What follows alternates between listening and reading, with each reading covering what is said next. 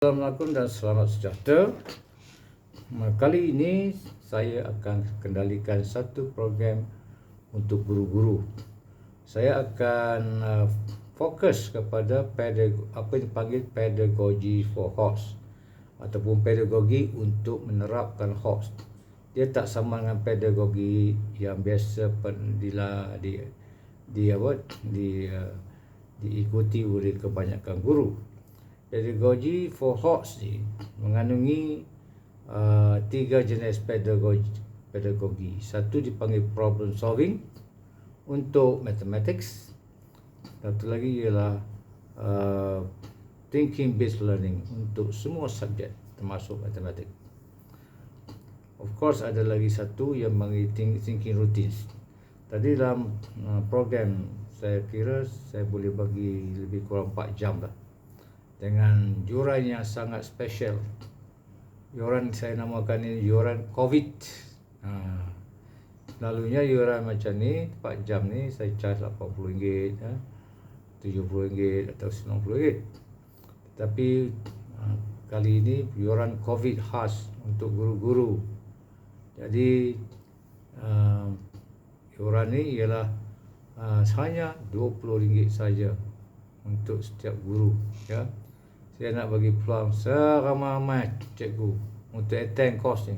Course ni tak sama dengan course pedagogi yang pernah cikgu juga ada. Saya akan cover 2 aktiviti.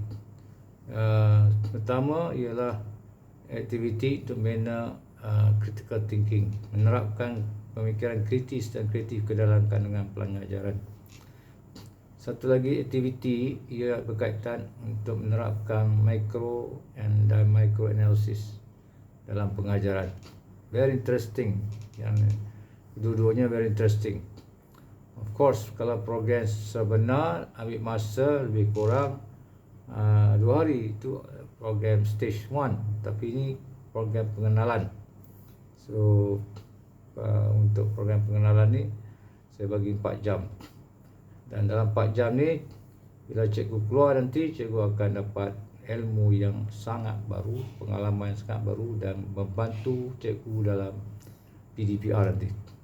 Sebab banyak mungkin gelisahnya kadang-kadang cikgu bapa tentang PDPR. Tetapi kalau kita ada pedagogi yang sesuai, maka kita akan dapat melaksanakan dengan lebih berkesan lagi. Jadi boleh ada interaksi, dan boleh kita monitor pelajar kita dengan lebih efektif lagi. Jadi saya yakin PDPR ni kalau kita ada pedagogi yang sesuai, maka pedagogi PDPR akan berkesan. Teknologi satu hal, tapi menggunakan teknologi berbagai-bagai penggunaan aspek teknologi tak memadai. Tapi kalau ada baguslah, tapi yang paling penting ada teknologi tetapi tidak ada pedagogi, maka tak berkesan juga. Sebab kita nak membina pemikiran. Kalau kita nak mengajar boleh, tapi kita nak membina pemikiran supaya kefahaman pelajar dalam satu-satu subjek tu mendalam, kan? Misalnya kita dah ajar tentang respirasi dan juga kita ajar tentang fotosintesis. So jadi kita nak bagi budak faham kedua-dua tajuk ni. Mungkin kita biasa mengajar, okey, respirasi macam ni, fotosintesis macam ni. Apa kata kita buat compare and contrast, beza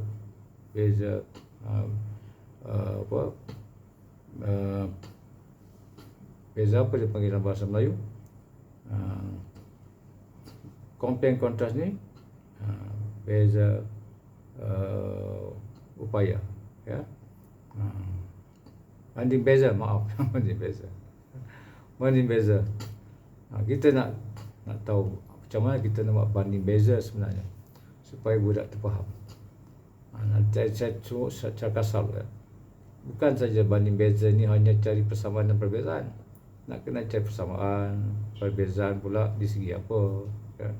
Lepas tu kita nak ketiga nak dapatkan hadiah penting, hadiah besar daripada persamaan dan perbezaan. Yang keempat ialah kita nak train pelajar untuk mendapatkan kesimpulan pelajar. Kita ajar budak buat kesimpulan, bukan setakat banding beza ni, bukan setakat cari persamaan, cari perbezaan. Itu tak dipanggil banding beza, compare and contrast. So ini kita gunakan apa dia panggil thinking based learning. Saya akan tunjuk detail. Ini ada part whole relationship, part whole analysis. Very interesting. Dan bila cikgu ada dua aktiviti ni, maka cikgu lebih confident. Of course lah, kalau dapat 2 hari lagi bagus. Tak apa, kita buat part by part dulu, ya? Dan kita akan keluar certificate daripada Center for Teaching Thinking. Ada cikgu-cikgu yang telah hadiri program ini sebelumnya. Dan program kali ini akan lebih mendalam lagi. Jadi kalau cikgu yang boleh attend, saya ingat 3 jam kot tu, ya. Boleh juga attend. Untuk sekali ini dia lebih panjang, dipanjangkan dan lebih detail kalau cikgu yang dah attend. Jadi saya harap cikgu ambil kesempatan, sebab pendekatan ini saya pelajari di Stanford University, California, di Harvard, di Technical University Berlin dan juga di Massachusetts. Pengalaman saya dalam bidang Mathematics Education ini lebih kurang 45 tahun. Saya adalah Zahari Osman, selaku pengarah Center for Teaching Thinking and Innovation, sebuah organisasi yang affiliated dengan Universiti Malaya, dan alamat saya ialah di tingkat Aras 20, di Aras 20 di semua R&D. Saya membuat pendidikan dalam bidang HOTS dan juga menggandikan banyak program untuk guru-guru dalam dan luar negara. Dan juga di antara salah satu negara yang kita conduct program ialah daripada Kementerian Pendidikan Indonesia selama 3 minggu, yang merangkumi semua modul pedagogi for HOTS, iaitu 6 modul, ya. Yang ini saya bagi ni kata pengenalan dia, tapi pengenalan pun penting. Kita dapat dulu asas dan kita boleh tambahkan lagi. Sekian, terima kasih. Selamat ambil kesempatan ini. Ini adalah iuran COVID. Iuran sebenar adalah 80 hingga 100 ringgit. Jadi sekarang ini era iuran COVID. Jadi saya harap cikgu-cikgu ambil kesempatan ini dengan sebaiknya. Sekian, terima kasih.